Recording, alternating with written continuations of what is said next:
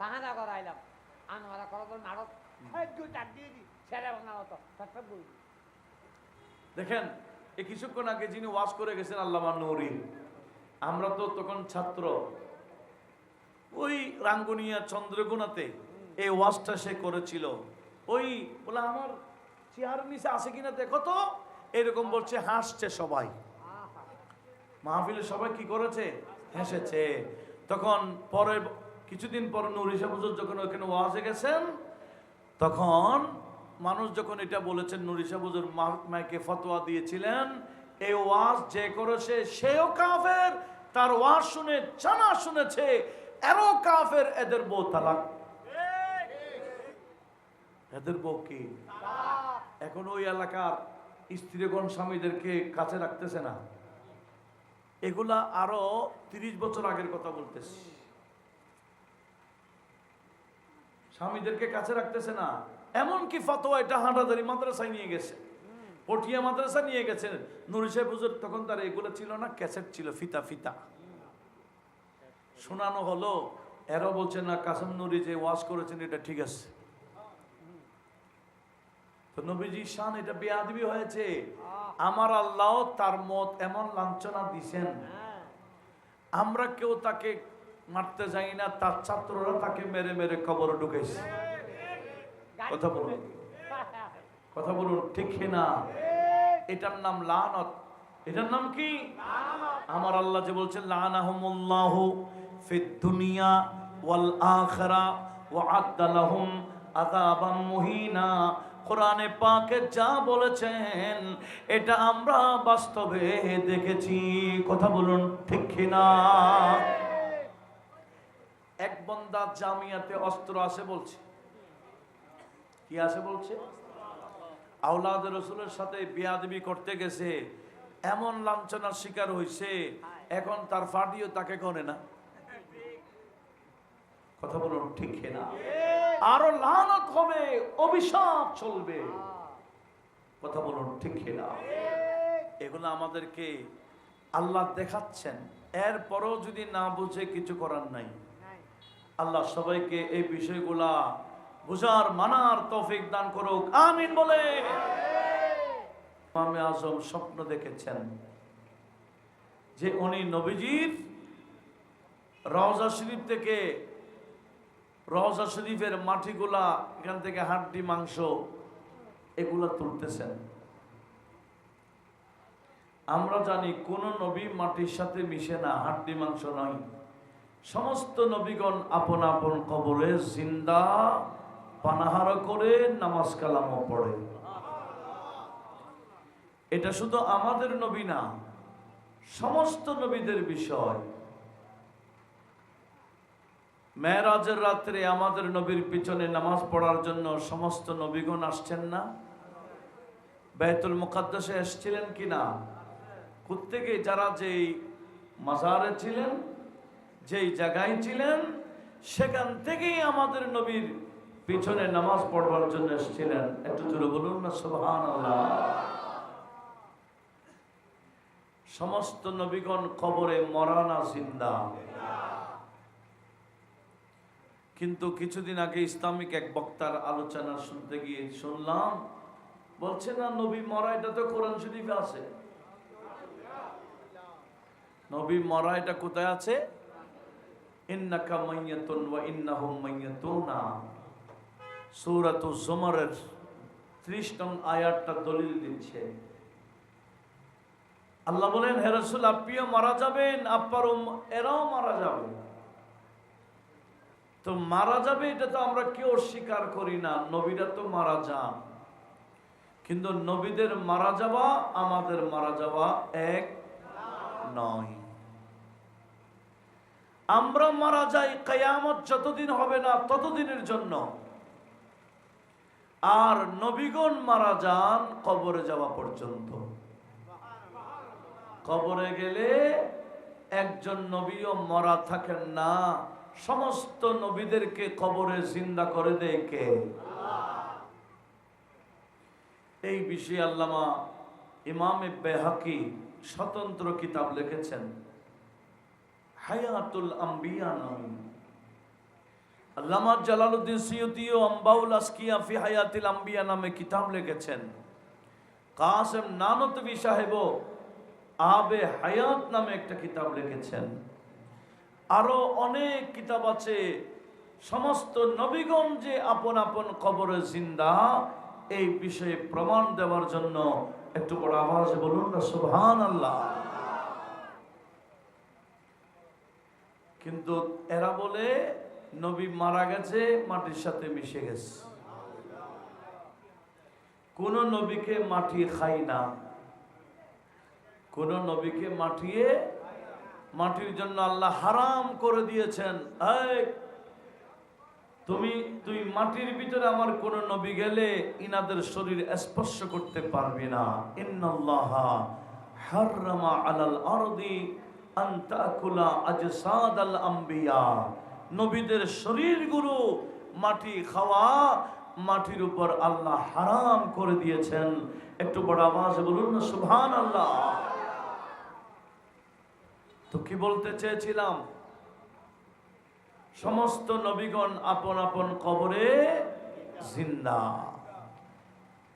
এই বিষয়ের উপর আমাদের বিশ্বাস আছে তো।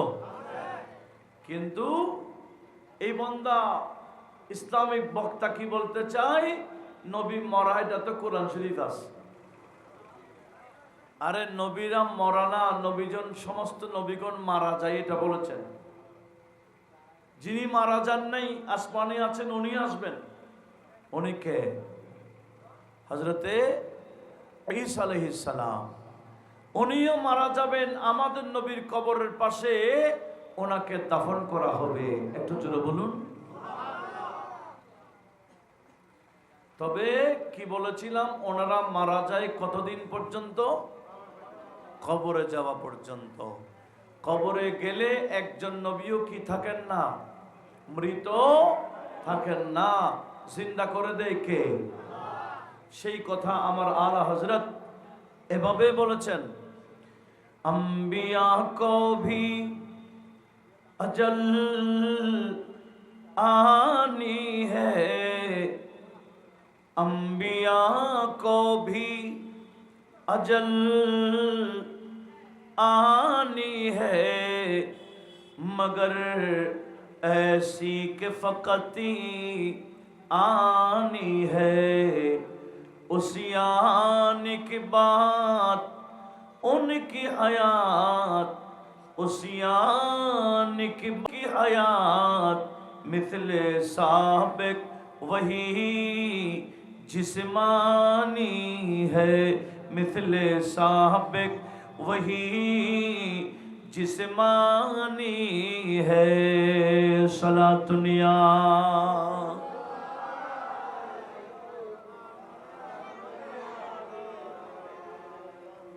आला हजरत बोलें, अंबिया को भी अजल आनी है, नबीদের মরণ আসবে, আজল আসবে, मगर ऐसी के फकत आनी है।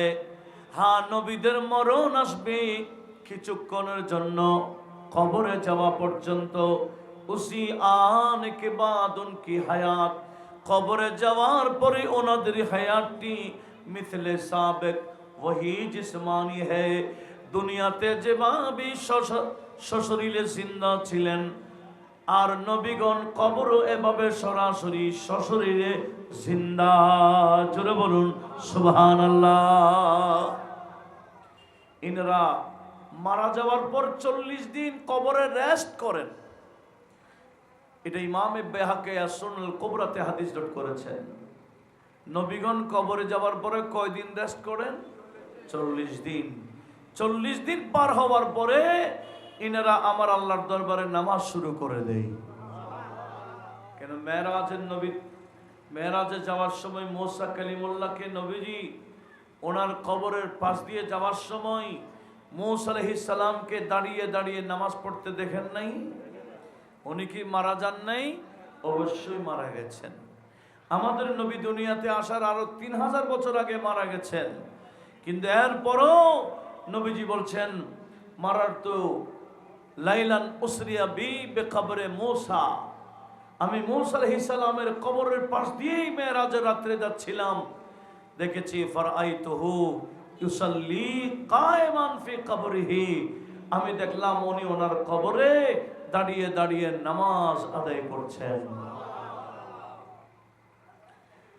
মুসা আলাইহিস সালাম যদি কবরে নামাজ পড়তে পারেন 3000 বছর পরেও আমাদের নবী যদি দেখেন, এবার আপনারা বলেন তো মুসা আলাইহিস সালাম থেকে আমাদের নবীর পাওয়ার কি কম না বেশি? আমাদের নবী তো সমস্ত নবীদেরও নবী, সমস্ত রসুলদের ইমাম, সমস্ত রসুলদের মধ্যে সেরা। আলা হযরত সেটাই এভাবে বলেছেন, খালক সে আউলিয়া, আউলিয়া সে রসুল, খালক সে আউলিয়া, আউলিয়া সে রসুল, और रसूलों से आला हमारा नबी सबसे औला,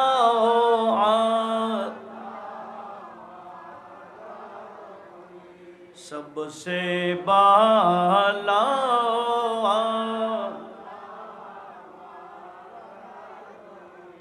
खल्क से औलिया, औलिया से रसूल, और रसूलों से आला हमारा नबी सबसे और नबी सबसे बाला,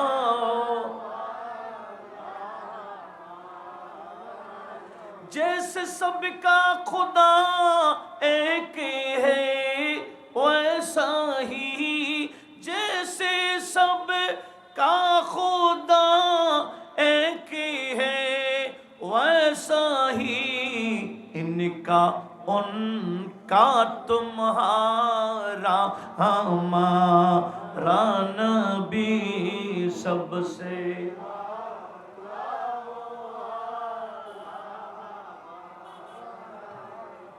सबसे बाला।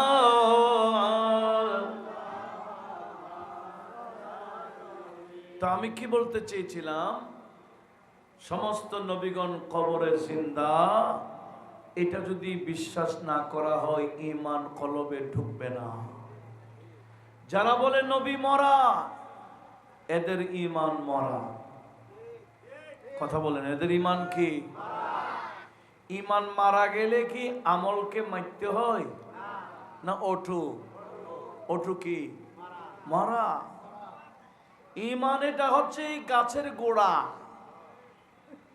ঈমান হচ্ছে কি? আর আমল হলো শাখা। একটা গাছের গোড়া যদি কেটে দেই, শাখাগুলা কাটতে হয়, এগুলো কি মরা। এটা যদি আমি এমনি মৌখিক বলতেছি, এটা কিন্তু হাদিসে পাক, বুখারীতে আসছে হাদিস। আমার নবীজি বললেন, আল ঈমানু বিদ'উন ওয়া সাব'উনা শু'বা, উম্মত ঈমানের 70-এর চেয়ে আরো বেশি শাখা আছে। ঈমানে গাছের 70-এর চেয়ে আরো বেশি কি আছে? শাখা আছে। আফজালুহা ক্বাউলু লা ইলাহা ইল্লাল্লাহ। ঈমানে গাছের শাখার মধ্যে বড় শাখার নাম কালিমা। এই বিষয়টা একটু লক্ষ্য করা দরকার। আমরা তো মনে করি কালিমা মানে ঈমান, আমরা মনে করি কালিমা মানে কি, কিন্তু নবীজি বলেন না, ঈমানে গাছের বড় শাখার নাম কালিমা। তাহলে এটা গাছ না, এটা কালিমা। এটা কি? শাখা। আচ্ছা, কালিমার পরে কি? নামাজ, নামাজের পরে রোজা, তারপরে হজ, তারপরে যাকাত। এগুলা ঠিক না? যদি কালিমা যদি শাখা হয়, নামাজ কি তার চেয়ে বড় শাখা না ছোট শাখা? কারণ নবীজি বলেছেন আফজালুহা কওলু লা ইলাহা ইল্লাল্লাহ, বড় শাখার নাম কালিমা।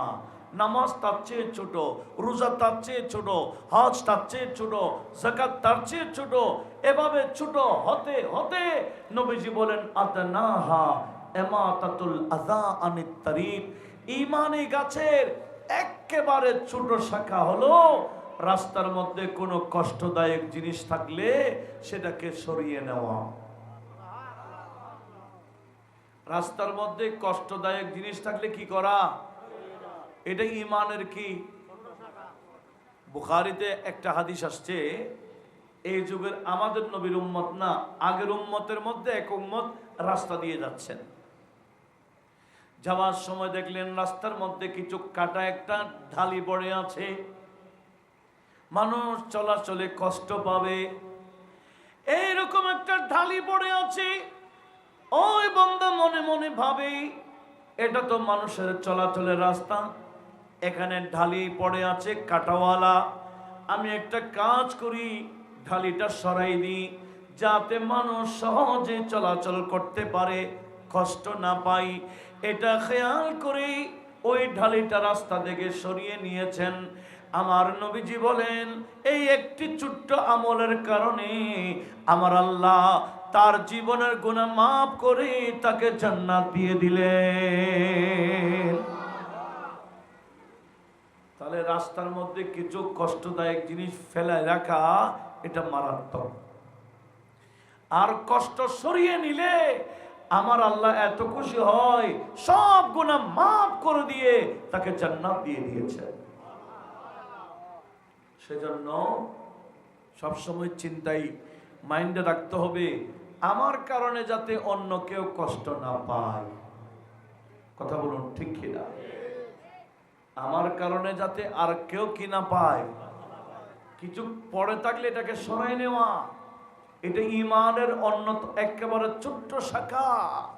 এই ছোট্ট একটা শাখার উপর আমল করতে গিয়ে জান্নাত পেয়ে গেছে, এটা কেমন কথা? তাহলে আমরা কি বুঝলাম?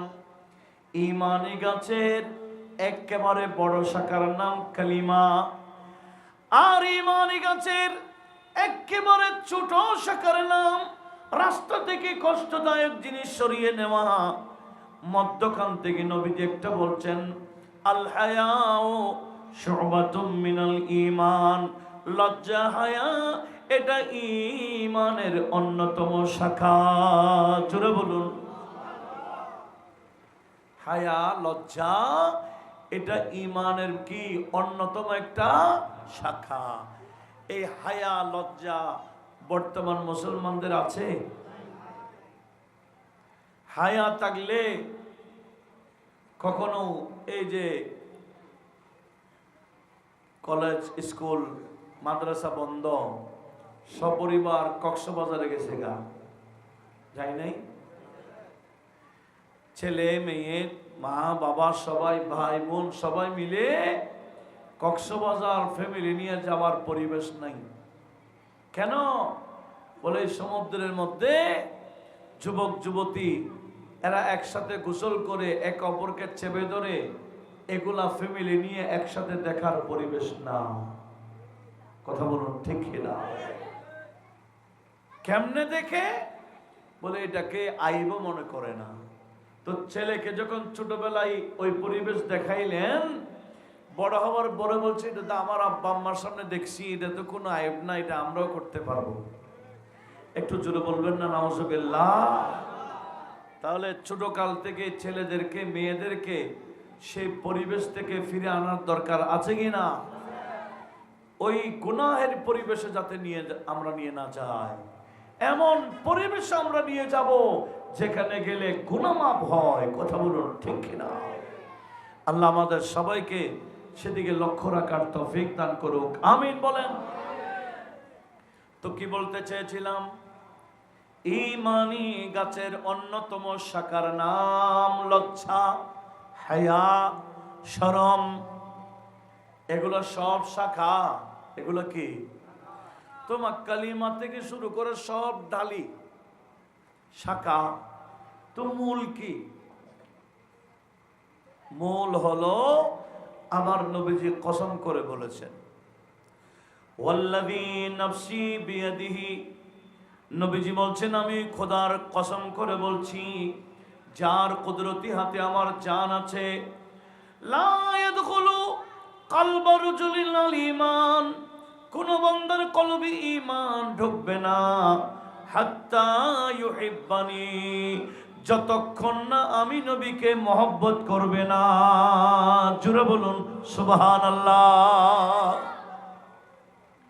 নবীজি কসম করে কি বললেন? কলবে ঈমান ঢুকবে না যতক্ষণ আমি নবীকে মহব্বত করবে না। তাহলে নবীজির মহব্বত কলবে থাকলেই কলবে ঈমান ঢুকবে। কথা বলুন ঠিক কিনা? আচ্ছা আপনারা আমাকে বলুন, নবীজির মহব্বত থাকলে নবীজির মিলাদ ভালো লাগবে না খারাপ লাগবে? নবীজির মহব্বত থাকলে দাঁড়িয়ে নবীকে সালাম দেওয়া ভালো লাগবে না খারাপ লাগবে? নবীজির মহব্বত থাকলে নবীজির শানের পতাকা নেওয়া ভালো লাগবে না খারাপ লাগবে? নবীজির মহব্বত থাকলে নবীর শানে মিছিল বের করা, যেটাকে আমরা জুলুস বলছি, এটা ভালো লাগবে না খারাপ লাগবে? এগুলো সব মহব্বতের প্রকাশ। আমরা নবীর নামে চুমু খেয়ে মহব্বত প্রকাশ করি, কিন্তু কিছু বান্দাদের খারাপ লাগে। কেন? এই মহব্বতের ঘাটতি আছে বিদায়। কথা বলুন ঠিক কিনা? মহব্বতের জায়গায় মহব্বত নাই, সেজন্য সালাতু সালাম ভালো লাগে না, মিলাদ কিয়াম ভালো লাগে না, জুলুস ভালো লাগে না, পতাকা ভালো লাগে না। এই মহব্বতের ঘাটতি হওয়ার কারণে। কথা বলুন ঠিক কিনা? তাহলে এগুলা বাড়াবাড়ির বিষয় না। তা আমরা বলবো এগুলো আমরা মহব্বত প্রকাশ করি, আপনাদের মহব্বতের ঘাটতি আছে বিধায় এগুলো আপনাদের ভালো লাগে না। বিষয়টা এরকম, এখানে কোনো মারামারির বিষয় নয়। মহব্বত থাকলে প্রকাশ করবে, আর মহব্বত না থাকলে বেদাত এবং শিরিকের ফতোয়া দিবে। কথা বলুন ঠিক কিনা? আল্লাহ সবাইকে বোঝার তৌফিক দিক, আমিন বলেন। নবীজির মহব্বতের নাম হলো ঈমান। সেজন্য আমাদের ভাইরা বলে না, ভালোবাসি ভালোবাসি প্রিয় নবীকে, ভালোবাসি। আর একটু মহব্বতে, ভালোবাসি ভালোবাসি প্রিয় নবীকে, আল্লাহ রাসূলকে মোরা ভালোবাসি, আল্লাহ রাসূলকে মোরা ভালোবাসি, তাই তো মোরা জান্নাতেরই অধিকারী, তাই তো মোরা জান্নাতেরই অধিকারী, ভালোবাসি ভালোবাসি প্রিয় নবীকে, ভালোবাসি। হযরতে আবু বকর উমর উসমান আলী, হযরতে আবু বকর উমর উসমান আলী, অনুসরণ করি মোরা সকল সাহাবীর, অনুসরণ করি মোরা সকল সাহাবীর, ভালোবাসি ভালোবাসি প্রিয় নবীকে, ভালোবাসি। আল্লাহ রাসূলকে মোরা ভালোবাসি, আল্লাহ রাসূলকে মোরা, তাই তো মোরা জান্নাতেরই অধিকারী, তাই তো মোরা জান্নাতেরই অধিকারী, ভালোবাসি ভালোবাসি প্রিয় নবীকে। আল্লাহ আমাদের ভালোবাসা কবুল করুক, আমিন বলেন। আমরা যা করি ভালোবাসা প্রকাশ করি। কথা বলুন ঠিক কিনা? ভালোবাসা না থাকলে এগুলা কি ভালো লাগবে না খারাপ লাগবে? তো যাদের খারাপ লাগে বুঝে গেছি ভালোবাসা নাই। আর আমার নবী বলেন আমার ভালোবাসা না থাকলে ঈমান ঢুকে না, ঈমান ঢুকবে না। নবীজি কসম করে বলেছেন, ওয়াল্লাযী নাফসি বিয়াদিহি, ওই আল্লাহর কসম করে বললাম যার হাতে আমার জান আছে, লা ইয়াদখুলু কলবা রাজুলিল ঈমান, কোন বান্দার কলবে ঈমান ঢুকবে না, হাত্তা ইউহিব্বানি, যতক্ষণ না আমি নবীকে মহব্বত করবে না। জোরে বলুন। নবীকে মহব্বত করলে কলবে কি ঢুকবে? তাহলে বোঝা গেল ঈমানের মূল হলো নবীর মহব্বত। নবীর মহব্বত কলবে নিয়ে যদি কালিমা পড়ে এটার নাম ঈমান। নবীজির মহব্বতে, নবীজির অমহব্বত অন্তরে রেখে সিজদা দিলে, রুকু করলে, কিয়াম করলে, সূরা কেরাত পড়লে এটার নাম নামাজ। কথা বলুন ঠিক কিনা? অন্তরে নবীর মহব্বত ছাড়া যদি সিজদা মারেন কপাল কালো হতে পারে, একটা সিজদাও কবুল হবে না। এই কথা এক কবি এভাবে বলেছেন, উসকে লাখ সজদে ভি কাম নেহি আয়েগা, তার লক্ষ লক্ষ সিজদা কাছে আসবে না। उसके लाख सजदे भी काम नहीं आएगा, अज़मते मोहम्मद से, अज़मते मोहम्मद से, क़ल्ब जिसका खाली है, अज़मते मोहम्मद से, अज़मते मोहम्मद से, क़ल्ब जिसका खाली है। सलातुनिया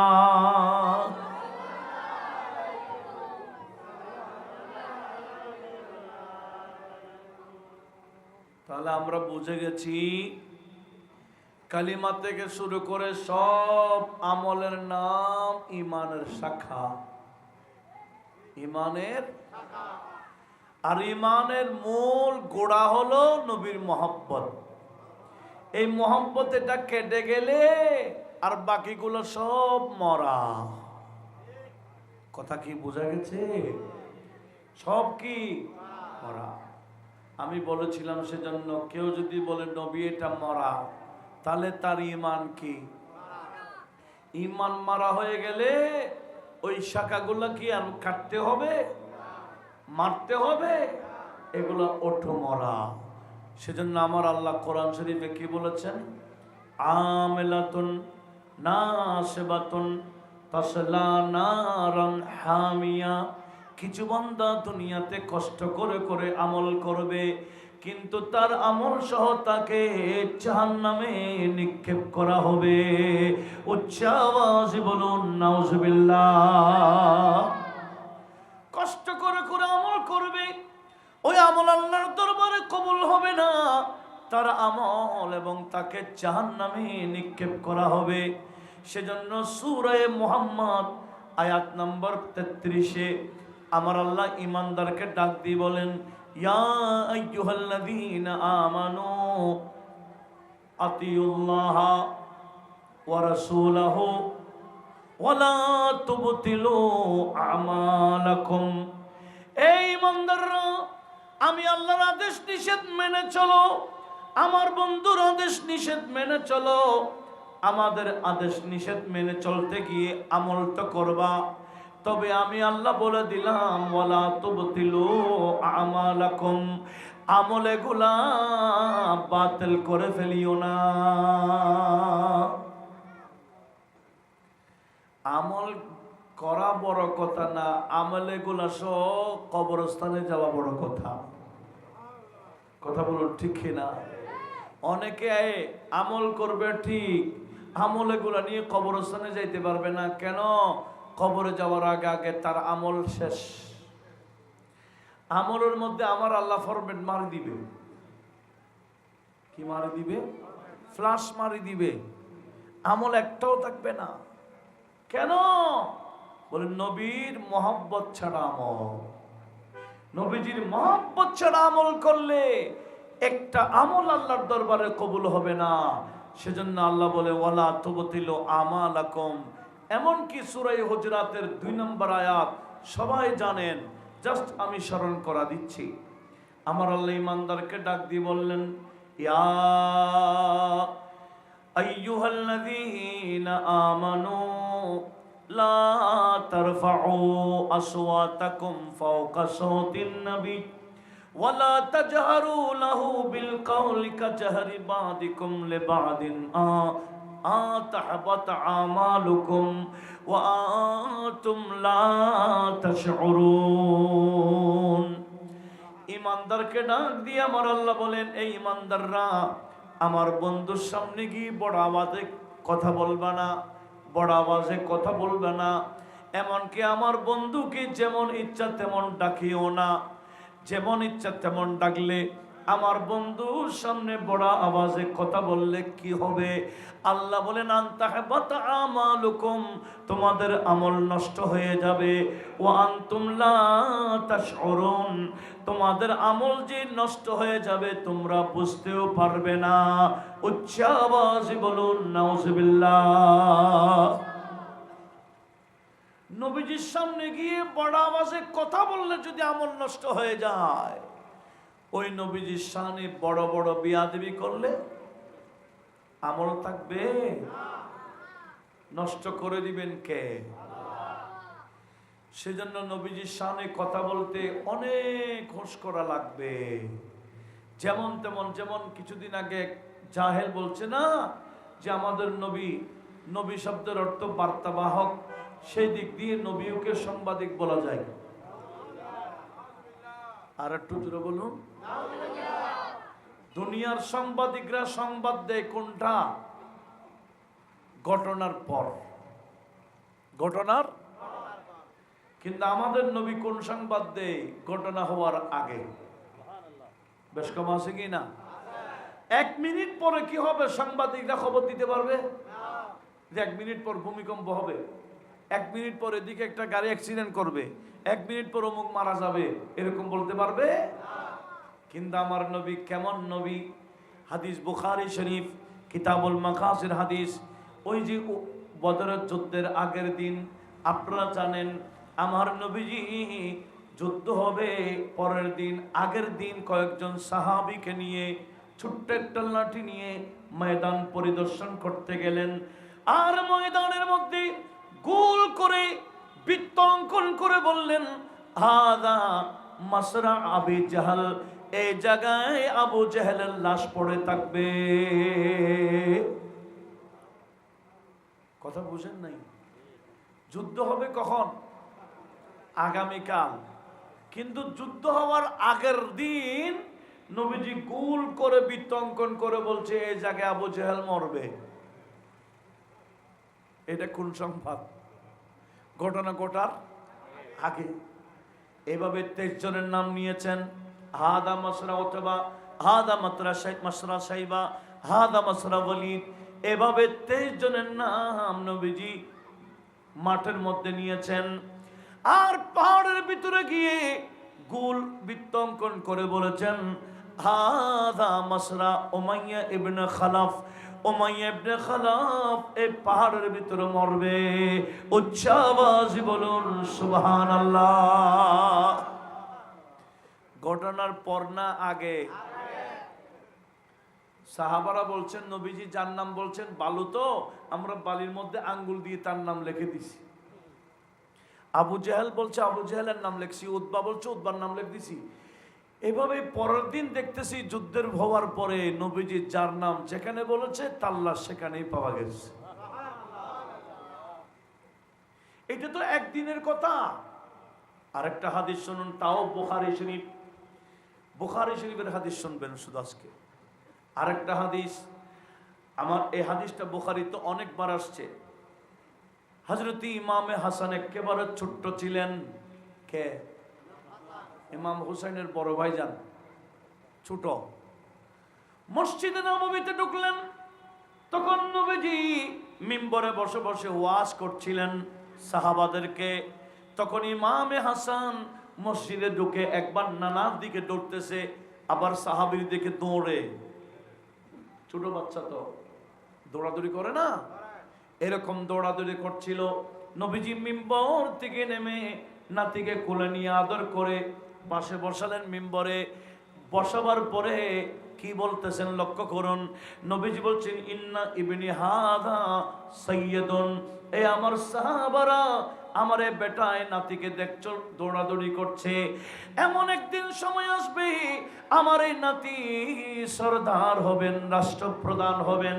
লা আল্লাহ আইয়ুসলিহা বিহি বাইনা ফিয়াতাইন আজিমাতাইন মিনাল মুসলিমিন, আমি দেখতে পাচ্ছি আরো অনেক বছর পর মুসলমানের দুইটা গ্রুপ হবে, মারামারি করার আশঙ্কা হবে।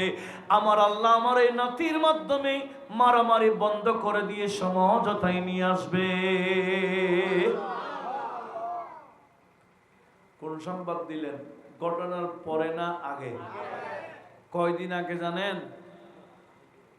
নবীজির এন্তেকালের 30 বছরের পরে ঘটনা ঘটেছে। নবীজির এন্তেকালের 30 বছর পর। আর হাদিসটা এন্তেকালের কয় বছর আগে বলছি এটা জানি না। আমি এতটুকু তত্ত্ব জানি, ঘটনা যে ঘটনা ঘটবে বলেছে নবীজি, এই ঘটনা নবীজির এন্তেকালের 30 বছর পরে ঘটেছে। তাহলে কি বুঝলেন? নবীজি 30 বছর পরে কি হবে এটা কিভাবে বলছে দেখছেন? আমার এই বেটা একদিন রাষ্ট্রপ্রধান হবেন। এমন কোন সময় মুসলমানের দুইটা গ্রুপ হবে, মারামারি করার আশঙ্কা হবে, কিন্তু না, আমার এই নাতির মাধ্যমে আল্লাহ মারামারি বন্ধ করে দিয়ে সমঝোতায় নিয়ে আসবে। নবীজির এন্তেকালের 30 বছর পর্যন্ত খেলাফতের টাইম। এই কথাটা একটু ভালো করে শুনুন। নবীজির খেলাফতের বয়স কতদিন? 30 বছর। নবীজির খলিফা হওয়ার বলার জন্য 30 বছরের ভিতরে হইতে হবে। নবীজি বলছেন, আল খেলাফাতু বাদি 30 সানা সুম্মা তাসিরু মুলুকিয়া, আমার খেলাফতের টাইম থাকবে 30 বছর। 30 বছর পার হয়ে গেলে আর খলিফা বলা যাবে না, সুম্মা তাকুনু মুলুকিয়া, তখন রাজত্ব এসে যাবে, খেলাফত থাকবে না। একটু জোরে বলুন। সেজন্য হযরতে মুআবিয়া ইবনে আবি সুফিয়ানকে খলিফা বলে না, ওনাকে আমিরে মুআবিয়া। উনি আমার থেকে আশ্চর্য কেন? বলে ইউখবিরুকুম, ওই মানুষটা তোমাদেরকে খবর দেই, সংবাদ দেই কিসের? মা মাজা, অতীতে যা ঘটেছে সেগুলার, এবং ওয়ামা হুয়া কাইনুন বাদাকুম ইলা ইয়াউমিল কিয়ামা, কিয়ামত পর্যন্ত কি হবে না হবে উনি ওখানে বসে বসে খবর দিচ্ছেন। এখনো ঘটনা ঘটে নাই, ঘটনা ঘটার আগে উনি বলে দিচ্ছেন। জোরে বলুন সুবহানাল্লাহ। কে বলতেছে? বাঘে বলতেছে। উনি আমার থেকে আশ্চর্য কেন জানো? উনি ঘটনার আগে খবর দিয়ে দিচ্ছে। উনি এমন সাংবাদিক, ঘটনা ঘটার আগে সংবাদ দেই। একটু জোরে বলুন না সুবহানাল্লাহ। নবী শব্দের অর্থই এটা। কোন সংবাদদাতা? গায়েবের, অদৃশ্যের। কথা বোঝা যায়? এখন রাখাল ছাগলগুলাকে হেফাজত করে বের হয়ে গেল, চতুর্দিকে খেজুর বাগান, দুই সাইডে পাহাড় কোন জায়গায় আছে, ঘুরতে ঘুরতে ঘুরতে ঘুরতে মদিনা শরীফ এসে পৌঁছে গেছে। ওই রাখাল ছিল ইহুদি। সে বাঘের তত্ত্ব অনুযায়ী মদিনা শরীফের সাথে বাঘের তত্ত্বে মিলে যায়। চতুর্দিকে খেজুর বাগান, দুই দিকে পাহাড়। সে পাহাড় থেকে নিচে নামলো, মানুষ থেকে যাচাই করলে এখানে এমন কোন মানুষ আছে কি যিনি অতীতেরও খবর দেয়, আগামী যেটা ঘটবে এটাও খবর দেয়। তখন সাহাবী সাথে সাক্ষাৎ ওই ইহুদির। সাহাবী বলে, হ্যাঁ, ওই যে মসজিদ দেখতেছো, খেজুর গাছের ছাউনি, এই মসজিদের ভিতরে উনি আর কি আমাদের নবী, আগামীতে কি হবে উনি সেই তত্ত্ব আমাদেরকে দেয়। একটু জোরে বলুন। তখন ওই ইহুদি মসজিদে নববীর মধ্যে ঢুকলেন, ঢোকার পরে দেখতেছেন নবীজি তখনও আলোচনা করতেছেন কিয়ামতের আগে কি হবে না হবে এগুলোর বয়ান। ওমা, বাঘের কথার সাথে যে বাস্তব কি আছে, মিল আছে। নবীজির বয়ান শেষ হওয়ার পরে নবীজির কদমে উঠে গেল, বলি ইয়া রাসূলুল্লাহ, আমি আপনার শান কোন মানুষের জবানে শুনে আসি নাই, আমি আপনার শান শুনেছি বনের বাঘ থেকে। বনের বাঘও নবীজির শান জানে কিনা? বনের বাঘে বলছি ইনি কেমন নবী, যিনি গায়েবের সংবাদদাতা নবী, যেগুলো এখনো ঘটে নাই, ঘটনা ঘটার আগে উনি খবর দিচ্ছেন তোমাদেরকে। উনি আমার চেয়ে বড় আশ্চর্য। একটু বড় আওয়াজে বলুন মারহাবা। ফাসাদ্দাকাহুন নবিয়্যু সাল্লাল্লাহু আলাইহি ওয়াসাল্লাম, নবীজি এই ইহুদিকে অ্যাটেস্টেড করলেন, সত্যায়ন করলেন, হ্যাঁ এ আমার সাহাবা, দেখো এই ইহুদি আমার কাছে মুসলমান হওয়ার জন্য আসছে, বাঘের থেকে আমি নবীর শান শুনে। বাঘ চতুষ্পদ জন্তু যদি নবীজির শান গায়, নবীর উম্মত দাবি করে, উল্টো বললো কি আসে যায়? কথা বলুন ঠিক না? যারা নবীর শান গায় তাদের দাম বেড়ে যায়। নবীর শানে বেয়াদবি করলে দুনিয়া তো লানত, আখিরাত তো লানত। আমরা দেখতে পাচ্ছি এদের লানত চলে। কথা বলুন ঠিক না? এক বেয়াদব নবীকে নবীর শানে কি বলেছে জানেন? কয়েকটা অনুষ্ঠানে, অনেক অনুষ্ঠানে বলেছে। বলে এরা বলে নবী নাকি মাহফিলে আসে, কই আসে কিনা দেখো তো। বলে আমার সোফার নিচে, আমার খাটের, আমার চেয়ারের নিচে আছে কিনা দেখো তো। হাতে একটা লাঠি ছিল, তার লাঠি দিয়ে গোতাচ্ছে, বলে আমার কোনো চেয়ারের নিচে আছে কিনা দেখো। নবী বলে তার চেয়ারের নিচে থাকতো। এটা কি সাধারণ বেয়াদবি না? এটা আমরা যখন এগুলা 94-95 কথা বলতেছি,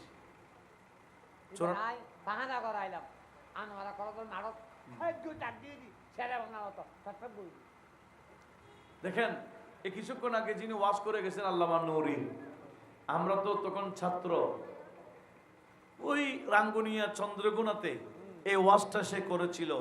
ওই বলে আমার চেয়ার নিচে আছে কিনা দেখো তো, এরকম বলছে, হাসছে সবাই। মাহফিলে সবাই কি করেছে? হেসেছে। তখন পরে কিছুদিন পর নূরী সাহেব হুজুর যখন ওখানে ওয়াজে গেছেন, তখন মানুষ যখন এটা বলেছেন, নূরী সাহেব হুজুর মাইকে ফতোয়া দিয়েছিলেন, এই ওয়াজ যে করেছে সেও কাফের, তার ওয়াজ শুনে জানা শুনেছে এরও কাফের, এদের বউ তালাক। এদের বউ কি এখন ওই এলাকার স্ত্রীগণ স্বামীদেরকে কাছে রাখতেছে না। এগুলা আরো 30 বছর আগের কথা বলতেছি।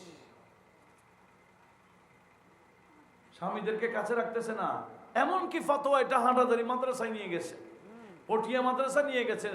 নূরী সাহেব হুজুর তখন তার এগুলো ছিল না, ক্যাসেট ছিল, ফিতা ফিতা শোনানো হলো। এরা বলছে না কাসেম নূরী যে ওয়াজ করেছেন এটা ঠিক আছে। তো নবীজি শান এটা বেয়াদবি হয়েছে। আমার আল্লাহ তার মত এমন লাঞ্ছনা দিছেন, আমরা কেউ তাকে মারতে যাই না, তার ছাত্ররা তাকে মেরে মেরে কবরে ঢুকেছে। কথা বলুন, কথা বলুন ঠিক না? এটার নাম লানত। এটার নাম কি? আমার আল্লাহ যে বলছেন লানাহুমুল্লাহু ফিদ দুনিয়া ওয়াল আখিরা ওয়া আ'আদ্দা লাহুম আযাবাম মুহিনা। কোরআনে পাকে যা বলেছেন এটা আমরা বাস্তবে দেখেছি। কথা বলুন ঠিক না? এক বন্দা জামিয়াতে অস্ত্র আছে বলছে, কি আছে বলছে? আওলাদ রসুলের সাথে বেয়াদবি করতে গেছে, এমন লাঞ্ছনার শিকার হয়েছে, এখন তার ফাটিও তাকে করে না।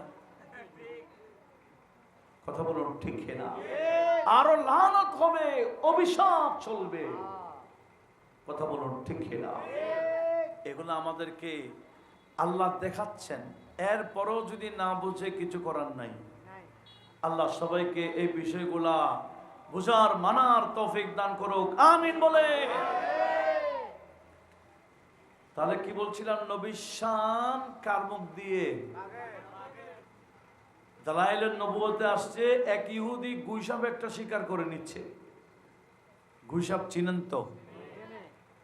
পাটা তো নাই, কি বলেন, আছে? পা বলে নাই বলে চিনে বলে, গুইসাপ পা নাই। এই মোমবাতি কামালে বলে কি বলে নাই বলে, এটার নাম কি? মোমবাতি কামাল, ঠিক আছে না? ঠিক আছে। যদি বোট হয় বোট না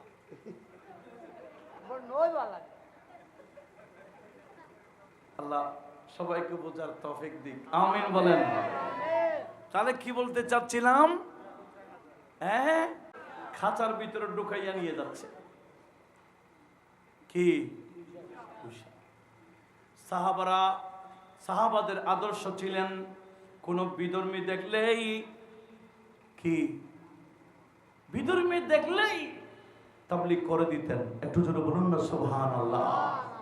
এখন তো তাবলীগ করে মসজিদের ভিতরে, কি রে ভাই, তাবলীগ মসজিদে কেন? তাবলীগ তো হিন্দু পাড়ায়, বড়ুয়া পাড়ায়, খ্রিস্টান পাড়ায়, বুদ্ধিস্ট পাড়ায়, কথা বলুন ঠিক না?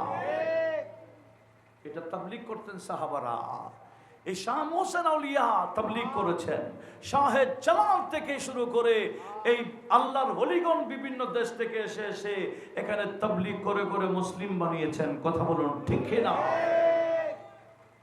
যার উরস চলছে হিন্দুস্তানের জমিনে, যিনি ব্যাপকভাবে তাবলীগ করেছেন, হিন্দুস্তান মে ख्वाजा पिया ने दीन नबी पहलाया है, हिंदुस्तान में ख्वाजा पिया ने दीन नबी पहलाया है, राहे खुदा में मरना जीना ख्वाजा हमें बतलाया है, और नामे ख्वाजा पे तन मन लुटाने चलो, नामे ख्वाजा पे तन मन लुटाने चलो, ख्वाजा का नारा लगाने चलो, ख्वाजा का नारा लगाने चलो, चलो अजमेर बिगड़ी बनाने चलो, चलो अजमेर बिगड़ी बनाने चलो, ख्वाजा का नारा लगाने चलो, ख्वाजा का, একটু मोहब्बते बोलन ना, ख्वाजा का नारा लगाने चलो, ख्वाजा का नारा लगाने चलो, ख्वाजा का नारा। चिश्ती नगर में ख्वाजा पिया ने खोलो दिया है मैं खाना, ख्वाजा पिया ने अपने हाथ से बट रहा है पैमाना, और जामे वहदत पिया से बुझाने चलो, जामे वहदत पिया से बुझाने चलो, ख्वाजा का नारा लगाने चलो, ख्वाजा का नारा लगाने चलो, चलो अजमेरी बिगड़ी बनाने चलो, ख्वाजा को दुखड़ा सुनाने चलो, ख्वाजा को दुखड़ा सुनाने चलो, अस्सलाम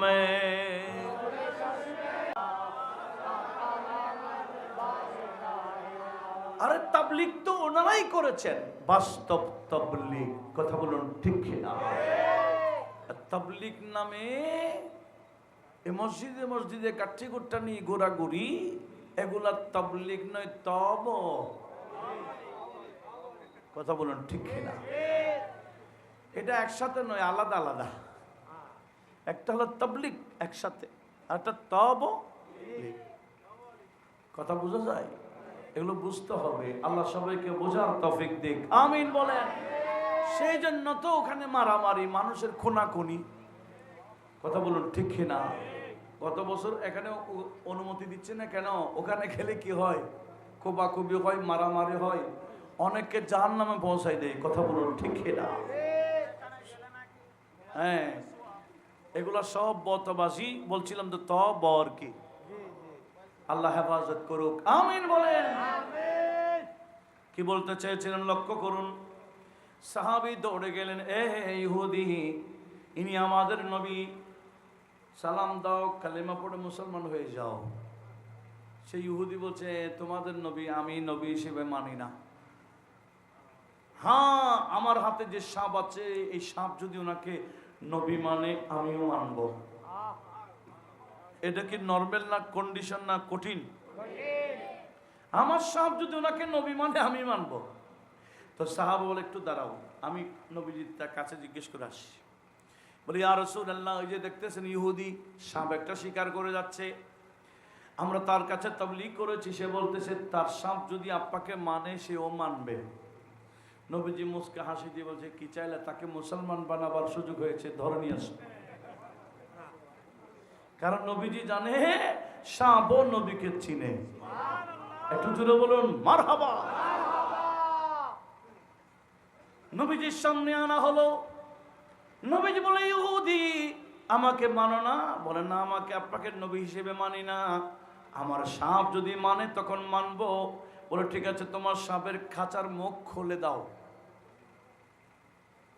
সাপ খাঁচার মুখ, এই ইহুদি যখন খাঁচার মুখ খুলে দিল, সাপ স্পিড বের হয়েছে, ঠিক পালিয়ে যায় নাই, নবীজির সামনে বা আদব দাঁড়িয়ে গেল। কে? গুই সাপকে আরবিতে দব, দোয়াত বা দব্বুন। নবীজি বলছেন, ইয়া দব মান খালাকাকা, এই গুই সাপ তোমাকে কে বানিয়েছে? প্রশ্ন কি? এই গুই সাপ তোমাকে কে বানিয়েছেন? তখন গুই সাপের জুবান খুলে গেল, খালাকানিল্লাহুল্লাযী ফাওকাস সামাই আরশুহু ওয়া ফিল আরদি সুলতানুহু ওয়া ফিল বাহরি সাবিলুহু ওয়া ফিল জান্নাতি নি'মুহু ওয়া ফিন নারি ইকাবুহু। জোরে বলুন সুবহানাল্লাহ। গুই সাপ বলছে, আমাকে খোদা বানিয়েছেন, যার আরশটা আসমানের উপরে, যার ক্ষমতা শুধু জমিনে নয় সমুদ্রেও চলে, যার নিয়ামতগুলো জান্নাতে, যার শাস্তিগুলো জাহান্নামে, ওই আল্লাহ আমাকে বানিয়েছেন। ইহুদি তো অবাক, কিরে আমার সাফ ওদিকে নবীর সাথে কি বলে, কথা বলে, তাও আরবিতে। এবার নবীজি বলতেছেন, ইয়া দাব্বু মান আনা।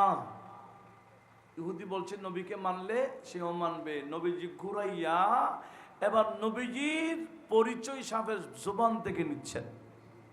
ইয়া দাব্বু মান আনা, এই গুইসাপ বলো তো আমি কে? তখন গুইসাপের জবানে বলছে, আনতা রাসূলু রাব্বিল আলামিন,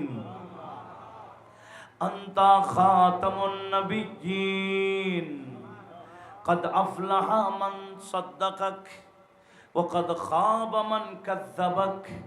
ইয়া রাসূলুল্লাহ, আপনি হলেন রব্বুল আলামিনের রাসূল, আপনার পরে কোন নবী রাসূল আসবে না, আপনি শেষ নবী এবং রাসূল। আপনাকে যে মানবে সে কামিয়াব, আপনাকে যে মানবে না সে ধ্বংস। জোরে বলুন সুবহানাল্লাহ। রাসূল আসবেন, আপনি খাতামুন নবিয়্যিন, শেষ নবী, আর যে আপনাকে মানবে কামিয়াব, না মানলে ধ্বংস। ইহুদিতে দাঁড়িয়েছে, বসে বলছে আমার সামনে জুবানে বলতেছে নবীকে মানলে কামিয়াব, না মানলে ধ্বংস। আমি কেমনে নামাতে পারি? নবীজির কদমে উঠে গেলেন, ইয়া রাসূলুল্লাহ, আমার সাহেব বলছে আপনাকে না মানলে ধ্বংস।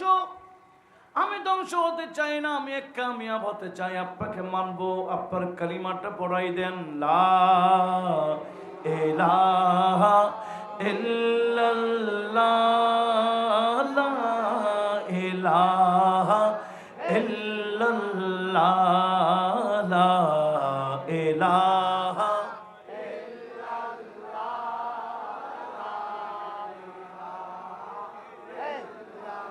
तेरे नबियों का सदका, चारों यारों का सदका, कर दे अता, अब कर दे अता, सरवर आलम का सदका, ला इलाहा।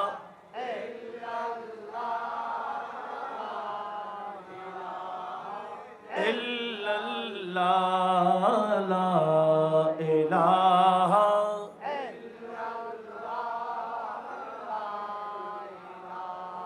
दोनों जहां का रखवाला, तू ही बरतर तू आला, तूने तो ये इरशाद किया कि प्यारे नबी सबसे आला, ला इलाहा इलाहा इल्लल्लाह, ला इलाहा इल्लल्लाह, मुहम्मदुर रसूलुल्लाह सल्लल्लाहु अलैहि वसल्लम। ইহুদি কি আর ইহুদি আছে না সাহাবী? সাহাবী হয়ে গেলেন। এই সাহাবের জবানে নবীর তারিফ প্রশংসা শুনে একটু জোরে বলুন। আমরা নবীজির প্রশংসা করলেও কি না করলে কি, করলে আমাদের নিজের লাভ, নবীজির শান গাইলে আমাদের নিজের লাভ। কেমন লাভ? আলা হযরত বলেন, কবরে গেল মুনকির নকির আমাদেরকে সম্মান করবে। আমরা যদি নবীজির জন্য জানটা দিই, নবীজির পক্ষে গাই। আলা হযরত বলেন, নকিরাইন করতে हैं ताज़ीम मेरी, नकीरैन करते हैं ताज़ीम मेरी, फिदा हो के तो जी पर ये इज्जत मिली है, फिदा हो के तो जी पर ये इज्जत मिली है, नकीरैन करते हैं ताज़ीम मेरी, नकीरैन करते हैं ताज़ीम मेरी, फिदा हो कि तुझी पर ये इज्जत मिली है, फिदा हो कि तुझी पर ये इज्जत मिली है। सलातुनिया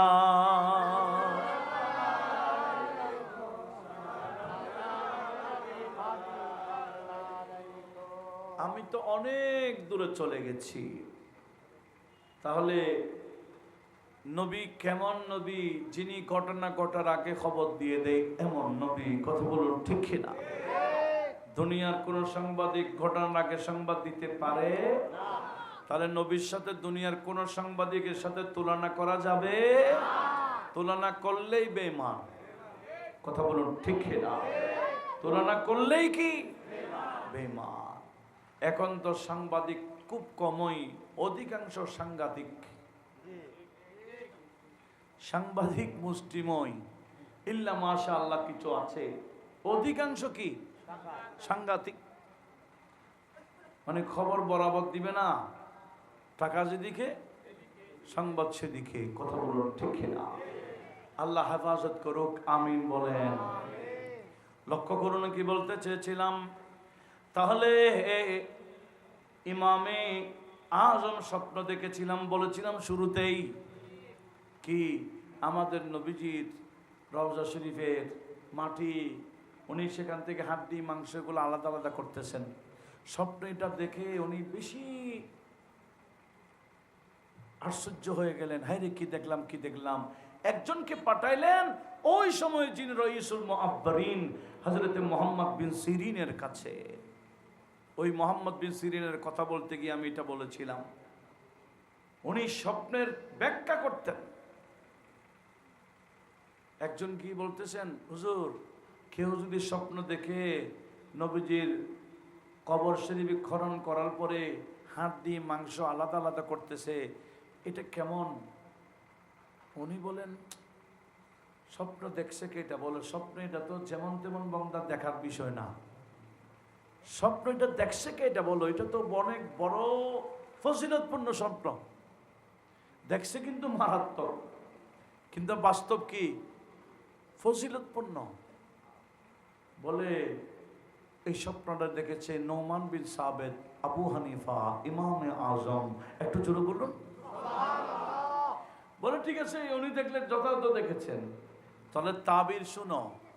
এই স্বপ্নের ব্যাখ্যা হলো, নবীজির কবর শরীফ থেকে এই মাটি হাড্ডি মাংস এগুলো আলাদা দেখতে করতেছেন। এটা মানে নবীজির হাদিসের মধ্যে অনেক বান্দারা ত্রুটি যুক্ত করতে চায়, কিন্তু আল্লাহ এই নোমান বিন সাবেতের মাধ্যমে সেগুলা রক্ষা করবে। তাহলে দেখেন কি কোথায় কি স্বপ্ন দেখলেন, ব্যাখ্যা করলো কি। সেজন্য মুহাম্মদ বিন সিরিন উনি হলেন স্বপ্নের ব্যাখ্যাকারীদের মধ্যে সেরা ছিলেন আপন জমানায়। উনি একদিন মসজিদের মধ্যে, এটা দারমি শরীফে রয়েছে, ইমামে দারমি সুনুনে দারমির মধ্যে হাদিস নোট করে এই বর্ণনাটা পেশ করেছেন যে মুহাম্মদ বিন সিরিন তখন তো বড় মাদ্রাসা ছিল না, মসজিদের মধ্যে ছাত্রদেরকে পড়াচ্ছেন, দরস দিচ্ছেন। এটা বর্তমান সমাজে খুব বেশি জরুরি, সেজন্য আপনি একটু ভালো করে শুনুন। উনি দরস দিচ্ছেন, দরস দিতে দিতে হঠাৎ করে দুজন ব্যক্তি ওনার দরসে ঢুকলেন, ঢুকে বসলে দরস শুনতেছেন। কিছুক্ষণ পর দুইজনের মধ্যে একজন দাঁড়িয়ে বলতেছেন, ওগো মুহাম্মদ বিন সিরিন, আপনি অনুমতি দিলে একটা কোরআন শরীফ তেলাওয়াত করে কিছু কথা বলবো সে প্রসঙ্গে। বলে বসেন। শুনতে রাজি না, কি করে দিলেন? এই বন্দাকে খারাপ কিছু বলছে? বলছে কোরআন শরীফ বলবেন, কোরআন শরীফের কিছু ব্যাখ্যা দিবেন। উনি বলেন বসো, বসাই দিলেন। উনি দরজ দিতেই আছেন। কিছুক্ষণ পরে দ্বিতীয় ব্যক্তি এটা দাঁড়ালেন, হুজুর আপনি যদি অনুমতি দিতেন নবীজির একটা হাদিস শোনাতাম, সেই প্রসঙ্গে কিছু কথা বলতাম। বলে আপনিও বসেন। দুজনকে বসাই দিলেন। উনি দরজ দিতে আছেন। কিছুক্ষণ পরে দুইজনের মধ্যে একজন আবার দাঁড়াইতে চায়। তখন উনি রাগ দেখাচ্ছেন, এই কি তোমরা থাকবে না আমি থাকবো? বের হয়ে যাও, সরাসরি বলতেছে না, হেকমতে বলতেছে কি তোমরা থাকবে না আমি থাকবো। তার মানে তোমরা থাকলে আমি যাচ্ছি গা। এই কথা শুনতে ওরা দুজন বলছে, আপনি কেন যাবেন? আপনি দরজ দেন, আমরা যাইগা। দুজন উঠে গেছে গা। তখন ছাত্ররা বলছেন, হুজুর আপনি এক ধরনের দুইজন ব্যক্তিকে বের করে দিলেন, খারাপ তো কিছু বলে নাই এরা। তখন মুহাম্মদ বিন সিরিন বলে, হ্যাঁ আমার ছাত্ররা এই দুইজন ব্যক্তিকে তোমরা চিনো? বলে না। বলে সমস্যা সেখানে, এই দুই ব্যক্তিকে তোমরা না চিনলে কি হয়, আমি তো চিনি। এরা হলো কদরিয়া ফেরকার মানুষ, আহলে সুন্নতের নয়, তকদির বিশ্বাস করে না, এইরকম তকদির মানে না, এরকম ফেরকার মানুষ। এরা কোরআন পড়লো, তকদির প্রসঙ্গে একটা কোরআন পড়বে, ব্যাখ্যা একটা উল্টা দিবে, আমার ভিতরে সন্দেহ সৃষ্টি হয়ে যাবে। হাদিস একটা শোনাবে, তকদির প্রসঙ্গে ব্যাখ্যা একটা দিবে, আমার ভিতরে সন্দেহ সৃষ্টি হয়ে যাবে। বিদায় কোন বাতিলের জবানে আমি মুহাম্মদ বিন সিরিন কোরআন শুনতে রাজি না, হাদিস রাসূল শুনতে রাজি না। আমি কোরআন সুন্নাহ শুনলে আহলে সুন্নতের জবানে শুনবো। এগুলা প্রায় 1400 বছর আগের কথা বলতেছি। তো কি বুঝলেন? ওই বইটুকু উনি একটা ওসিয়ত করেছেন। এটা মুসলিম শরীফের মুকদ্দমায় আছে, তিরমিজি শরীফও আছে, মেশকাতও আছে। উনি সেই বইটুকে ছাত্রদেরকে বলে কিয়ামত পর্যন্ত উম্মতে মুহাম্মাদি সাল্লাল্লাহু আলাইহি ওয়াসাল্লামকে সতর্কবাণী দিলেন। উনি বললেন, ইন্না হাযাল ইলমা লাদীনুন, আরে ভাই দ্বীন, এলমের নাম, এলমের নাম, এগুলা হচ্ছে দ্বীনি আলোচনা। আমরা করতেছি এগুলা কি আলোচনা? এই এলমের নামই দ্বীন। ইন্না হাযাল ইলমা লাদীনুন, এলমের নাম দ্বীন। বিদায় এই এলম যাত্রার থেকে নিও না, ফানজুরু, আগে দেখো, মিম্মান তাখুযুনা দীনাকুম, তোমাদের দ্বীনি আলোচনা কার থেকে শুনছো, কার থেকে নিচ্ছ। ওই আলোচক, ওই শিক্ষককে দেখো উনি আহলে সুন্নাত ওয়াল জামাতে আছে কিনা। জোরে বলুন সুবহানাল্লাহ। বর্তমান সমাজে মহিলারা ঘরে ওয়াজ শুনে, শুনে না? সবাই ঘরে ওয়াজ শুনে। ওয়াজ এটা কাটটা, একটু যাচাইয়ের দরকার আছে কিনা? সুন্নি জামাতের ওলামাদের সেই আলোচনাগুলো আপনি ঘরের মধ্যে লিঙ্ক দেওয়ার দরকার আছে না? বর্তমানে এখন খেদমতের বড় মাধ্যম। আমি অদমরও একটা তাকুয়া টিভি আছে, সেখানে 800-850 উপর আলোচনা আছে। আগে আরো বেশি ছিল, মধ্যখানে হ্যাং করে খাই ফেলছে। এগুলা নর্মাল কোনো আলোচনা নয়, সব কোরআন এবং সুন্নাহর আলোচনা। প্রায় 900 আলোচনা আছে ওখানে, বিভিন্ন বিষয় ভিত্তিক।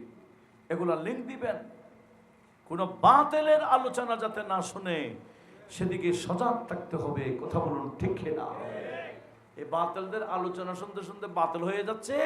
ওই যে কিয়ামতের আলামত, সকালে ইমানদার, বিকালে কি হয়ে যাবে? কাফের হয়ে যাবে। অথবা বিকালে মুমিন থাকলেও পরদিন সকালে বেঈমান হয়ে ঘুম থেকে উঠবে। একটু বড় আওয়াজে বলুন না নাউজুবিল্লাহ। সময়টা আসছে কিনা? এসে গেছে, সময়টাই এসে গেছে। বিদায় অনুরোধ জানাবো, যার ওয়াজ আমরা শুনবো না, আমরা শোনার আগে যাচাই করব উনি আহলে সুন্নাতের অনুসারী কিনা। কোন বাতিলের ওয়াজ যতই সুন্দর ওয়াজ করুক, যতই টুনটাং দিক, যতই আধুনিক হোক, যতই ইংলিশ মারাক, আমরা নিজেও শুনবো না, ঘরওয়ালা ঘরওয়ালিকেও শোনাবো না। এদিকে তদারক করা দরকার আছে কিনা বলেন? এটা মুহাম্মদ বিন সিরিন আমাদেরকে সতর্ক দিয়েছেন প্রায় 1400 বছর আগে। তাহলে 1400 বছর পরে অবস্থা কি হবে? কেন আমার নবীজি বলেন, ইন্না মিনাল বায়ানে লা সিহরা, কিছু বয়ানের মধ্যে জাদু আছে, জাদু। এই বয়ান দিয়ে আপনাকে জাদু করে ফেলবে, তার ভক্ত বানায় ফেলবে। সে যা বলে তখন তা মেনে নেবেন, তখন বেঈমান হয়ে যাবেন, ঈমান কলবে থাকবে না। আল্লাহ হেফাজত করুক, আমিন বলেন না? আল্লাহুম্মা সাল্লি আলা সাইয়্যিদিনা মুহাম্মদ নবিয়না শফি'না, नाम ले वजू है बस उसके लिए दोज़ख हराम, नाम ले वजू है बस उसके लिए दोज़ख हराम, सफ बसफ जाएंगे जन्नत में गुलामाने रसूल। अल्लाहुम्मा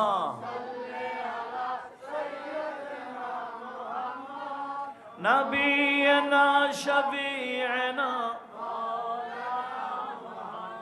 सामने हज़रत हो मेरे और मेरी जान जाए, रूज़ी अव्वल ही से हूँ या रब में कुर्बाने रसूल। अल्लाहुम्मा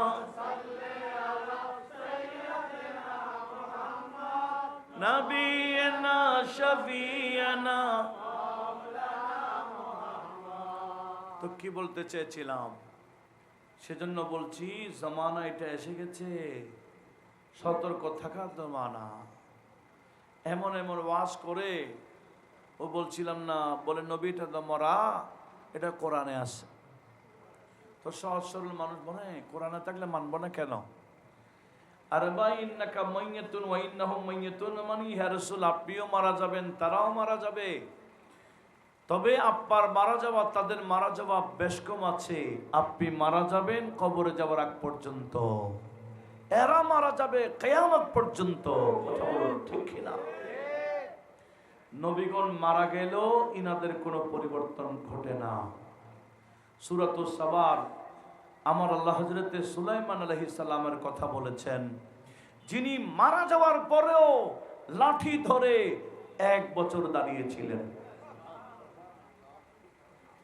কয়দিন?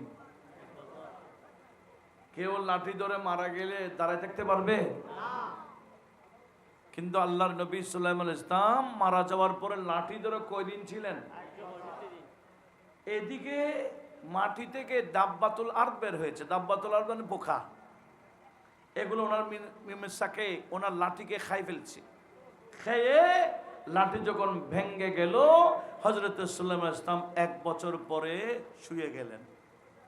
সুবহানাল্লাহ বলেন। কিন্তু শরীরের কোনো পরিবর্তন ঘটে নাই।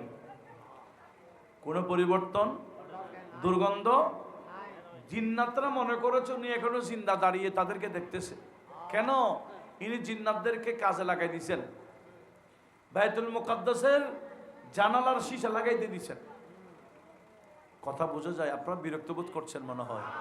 আমরা মারা গেলে 24 ঘন্টার পরে খবর আছে দুর্গন্ধ বের হওয়ার, ঠিক কিনা? গলে যাওয়ার, পচে যাওয়ার, দুর্গন্ধ বের হওয়ার। আল্লাহর নবীদের এরকম কোন সমস্যা আছে? জিন্নাতদের বলেছে এদিকে শিশা ঠিক করো, এদিকে ঠিক করে গেলে ফাটে গেছে। জিন্নাতরা এসে এদিকে ঠিক করে, এদিকে যায় ঠিক করার জন্য, এদিকে আবার ফেটে যায়। এদিকে ঠিক করে এদিকে আসলে ওদিকে ফেটে যায়। জিন্নাতদেরকে তো কাজে লাগাই দিতে, কাজে লাগতে হয়, নতুবা তো ডিস্টার্ব করবে। কিরকম কাজ? এদিকে ঠিক করলে এদিকে নষ্ট হয়, এদিকে নষ্ট হলে ঠিক করলে এদিকে নষ্ট হয়। এরা এরকম একবার এদিকে একবার এদিকে একবার এদিকে করতে করতে 1 বছর হয়ে গেল। এদিকে সুলাইমান আলাইহিস সালাম তখন শুয়ে গেলেন। এরা আসে দেখি কিরে, ইনি তো মারা না, আমরা মনে করছি জিন্দা। দেখতেছে উনি মারা গেছেন কদিন আগে। তখন আমার আল্লাহ আয়াতের কোরআন শরীফে কি বলতেছেন? জিন্নাতরা যদি গায়েব জানতো তখন এরা জেনে ফেলতো উনি মারা গেছেন। এটা জিন্নাতরা যে গায়েব জানে না। আমাদের দেশে অনেকে জিন্নাত থেকে গায়েবী খবর নিতে চায়। নবীজি আমার আল্লাহ বলছে খবরদার, দুকাই পড়িও না, দুকাই পড়িও না, জিন্নাতরা গায়েব জানে না। একটু জোরে বলুন না সুবহানাল্লাহ। আরেকজন আল্লাহর নবী আছেন হযরতে দানিয়েল আলাইহিস সালাম। উনি মারা যাওয়ার 1000 বছর পর ওনাকে দাফন করা হয়েছে। কয়দিন পর? ইমাম ইবনে কাসির আল বিদায়া ওয়ান নিহায়াত রাওয়ায়াতগুলো নোট করেছেন। ইমাম বাইহাকি হায়াতুল আম্বিয়া ফি কুবুরিহিম এগুলোতে নোট করেছেন কি হযরত দানিয়েল আলাইহিস সালাম আল্লাহর কাছে দোয়া করেছিলেন, ও আল্লাহ, আমি মারা গেল আমার উম্মতের দাফন হইতে চাই না উম্মতের হাতে, সেরা উম্মতের হাতে আমি দাফন হইতে চাই। আল্লাহুম্মা আনতুদফিনানি উম্মাতু মুহাম্মাদিন সাল্লাল্লাহু আলাইহি ওয়াসাল্লাম। ও আল্লাহ, আমি মারা গেলে উম্মতে মুহাম্মাদিরাই যাতে আমাকে দাফন করে। উনি মারা যাওয়ার আগে ওসিয়ত করেছেন, আমি মারা গেলে আমাকে সিন্ধুকে রেখে দিবা, তো তোমরা দাফন করিও না, উম্মতে মুহাম্মাদি একদিন আসবে আমাকে দাফন করবে। উনি একটা তলোয়ারের মধ্যে ওসিয়তনামা লিখেছেন। প্রথমে নিজে তারিফ দিলাম, আমি দানিয়েল আলাইহিস সালাম, আমি আল্লাহর কাছে দোয়াটা করেছি, আল্লাহুম্মা আনতুদফিনানি উম্মাতু মুহাম্মাদিন সাল্লাল্লাহু আলাইহি ওয়াসাল্লাম, এভাবে আমি দোয়া করেছি, আল্লাহ আমার দোয়া কবুল করেছেন। আই উম্মতে মুহাম্মাদি, আপনারা কেউ যদি আমাকে পান আমাকে দাফন করিয়েন। তলোয়ারের মধ্যে ওসিয়তনামা। ফারুক আজমের আমলে আবু মুসা আশআরীর নেতৃত্বে সাম্রাজ্যের একটা এলাকা কিল্লা ফতেহ হয়ে গেল। কাফের বেদিনরা পালিয়ে চলে গেল। মুসলমান কিল্লাতে ঢুকে দেখছে, দেখলেন বিশাল এক সিন্দুক। বিশাল কি সিন্দুকে তখন কি ছিল? না দামি দামি না, সব কিছু দামি, সব সৎকতাই থাকতো। এই মুসলমান তো বিশাল সিন্দুর দেখে খুশি হয়ে গেছেন, কারণ দামি দামি জিনিস এখানে থাকবে। এসে খুলে দেখতেছে বিশাল একজন মানুষ শুয়ে আছেন, ওইখানে তলোয়ারটা আছে। হযরত আবু মুসা তলোয়ারটা রেখে দেখতেছেন এটা তলোয়ার না, এটা হচ্ছে কি এর ওসিয়ত, ওসিয়তনামা। বলে ইনি তো তারিখ সব দেখে লক্ষ্য করলেন, ইনি এন্তেকাল হয়েছে 1000 বছর পাড়ি দিয়েছেন। 1000 বছর পরে ওনাকে দাফন করতেছেন নবীজির সাহাবীরা। ওনার শরীরে কোনো পরিবর্তন হয় নাই। ওনার শরীরের মধ্যে বরাবর 1000 বছর আগে জিন্দা যেভাবে মারা গেছেন সশরীরে, উনি সেভাবেই সিন্ধুকে ছিলেন, কোনো পরিবর্তন ঘটে নাই। একটু জোরে বলুন মারহাবা। নবীদের শরীর কিছু হয় না। সূরা ইউসুফ একটা আছে না, যেটাকে আহসানুল কাসাস বলেছেন। সূরা হযরত ইউসুফ আলাইহিস সালাম আল্লাহর কাছে দোয়া করেছিলেন, আল্লাহ কি বলেছেন, ওয়ালহিকনি বিসসালিহিন, ও আল্লাহ আমি মারা গেলে আমাকে সালেহিন বান্দাদের সাথে দাফন করে দিও। একটু লক্ষ্য করুন, আমার আলোচনা এটাই শেষ। সূরা ইউসুফের 101 নম্বর আয়াত, লম্বা আয়াত, লাস্টে উনি দোয়া করতেছেন ওয়ালহিকনি বিসসালিহিন, ও আল্লাহ আমাকে সালেহিন বান্দাদের সাথে দাফন করাই দিও আমি মারা গেলে। উনি প্রথমে তো রাজা ছিলেন, মিশরের রাজা টাজাগিরি সব ফেলে নদীর পারে ইবাদত বন্দেগী করতেন। একটু জোরে বলুন না সুবহানাল্লাহ। উনি যখন মারা গেলেন, ওনাকে দাফন করেছেন নদী থেকে অনেক দূরে, মরু এলাকায়। মনোযোগ আছে? উনি ইবাদত করতেন নদীর পারে, নদীর সাথে ওনার বন্ধুত্ব, কিন্তু দাফন করছে কোথায়? দূরে নিয়ে মরু এলাকায়। নদী ভাঙতে ভাঙতে ভাঙতে ভাঙতে ওনার মাজারের সামনে গিয়ে স্টপ হয়ে যায়। বলে এতদিন উনি নদীর পারে ছিলেন, আমি নদী ওনার কবরের পারে এসে গেছি। কবর নদী আর ভাঙ্গে না। নদীর উদ্দেশ্য হচ্ছে ইউসুফ আলাইহিস ইসলাম। ইউসুফ আলাইহিস ইসলামের মাজারের সামনে গিয়ে স্টপ। ওই এলাকা ছিল মরু এলাকা, ওই এলাকায় ক্ষেত খামার হইতো না, এখন ক্ষেত খামার হয়ে ভরপুর হয়ে গেছে। আর যেদিকে ক্ষেত খামার হইতো ওইদিকে মরু হয়ে গেছে। ওই এলাকার মানুষ বুঝতে পেরেছে ইউসুফ আলাইহিস ইসলামকে ওদিকে দাফন করার কারণে নদী ওদিকে গেছে গা। আমরা বলে টলে ওনাদেরকে ইউসুফ আলাইহিস ইসলামকে আমাদের দিকে আনতে পারি কিনা দেখি। ওই এলাকার মানুষে গিয়ে বলে, আপনারা অনেকদিন ইউসুফ আলাইহিস ইসলামকে রাখছেন, আপনার ক্ষেত খামারে ভরপুর হয়ে গেছেন, আমরা তো মরু এলাকা হয়ে গেছি, কিছুদিনের জন্য ইউসুফ আলাইহিস ইসলামকে আমাদের ওদিকে নিয়ে যাই, আশা করি নদী আমাদের দিকে আবার যাবে। ইউসুফ আলাইহিস ইসলামকে ওখান থেকে উঠাইয়া ওনাদের এলাকায় যখন দফন করেছে, নদী এবার বামে ভাঙ্গে, উল্টা ভাঙতে ভাঙতে ওনার কবর মাজারে পাকের সামনে গিয়ে স্টপ হয়ে যায়। ওদিকে আবার ক্ষেত খামারে ভরপুর। উভয় পক্ষে বলে ঠিক আছে চুক্তি হোক, বলে 1 বছর আমরা 1 বছর তোমরা। কাকে নিয়ে? কয়েক বছর যখন গেল, উভয় পক্ষে বসে বলে, একজন নবীকে আমরা বারবার তুলতেছি, বারবার দাফন করতেছি, এটা তো সুন্দর হচ্ছে না, একটা কথা, একটা কাজ করি। বলে কে? বলে নদী যখন তোমরা এবং আমাদের মধ্যখানে আসবে, আল্লাহর নবী ইউসুফ আলাইহিস ইসলামকে আমরা মরমর গাছের সিন্দুক বানাবো, সেখানে সিন্দুকের ভিতরে ঢুকাইয়া পানির মধ্যে রেখে দিব, ভিতরে করে, যাতে নদীর ডানও না যায় বামও না যায়। নদী তো ডানে বামে যায় ইউসুফ আলাইহিস ইসলামের জন্য। ইউসুফ আলাইহিস ইসলামকে নদীর মধ্যখানে রাখলে নদী আর কোথাও যাবে না। জোরে বলুন সুবহানাল্লাহ। এখন ইউসুফ আলাইহিস ইসলামকে নদীর কোথায়? সিন্ধুকের মধ্যে শিকল দিল, শিকল, দুই দিকে শিকল দিয়ে টানা দিছে। এইভাবে এখন নদী ডানও যায় না বামও যায় না। 400 বছর পার হয়ে গেছে।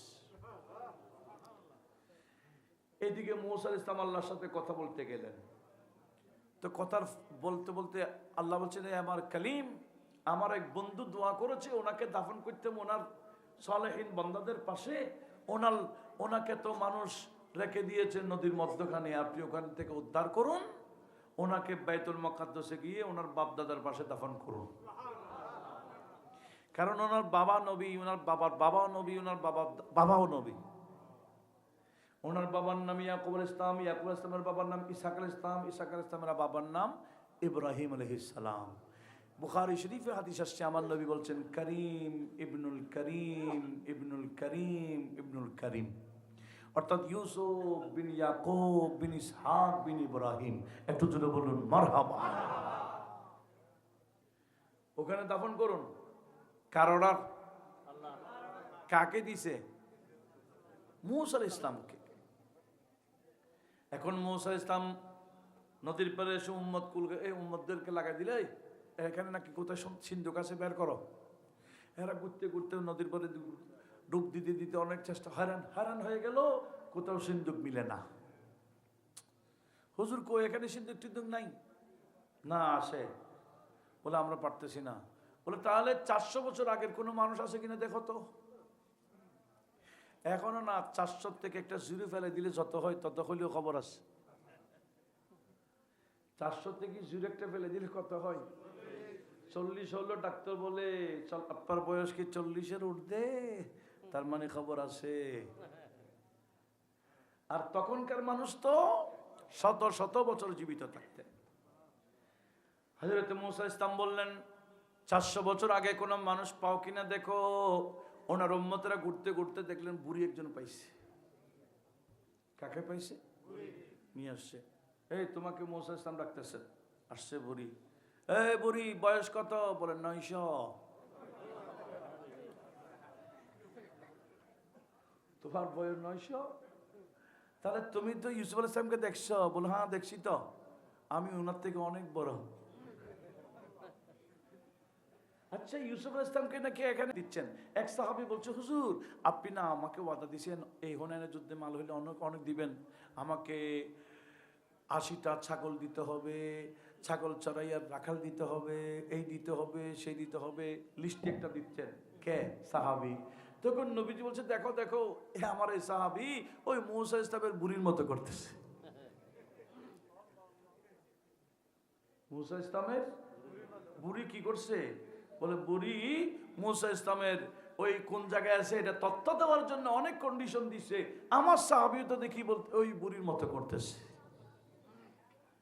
তো বুড়ি কি বলছিল? এখন আমার হযরতে মূসা কালিমুল্লাহকে বলো খোদা তোমার বন্ধুকে দাফন করতাম বাইতুল মুকাদ্দাসে গিয়ে পাচ্ছি না, কোথায় আছে? বুড়ি তো বাজায় ফেলছে। বুড়ি তো কন্ডিশন 2টা লাগাইলো, ওনার নাকি 900 বছর হয়েছে, আরো 900 বছর লাগবে। উনি নাকি আমার সাথে জান্নাতে নিতে হবে।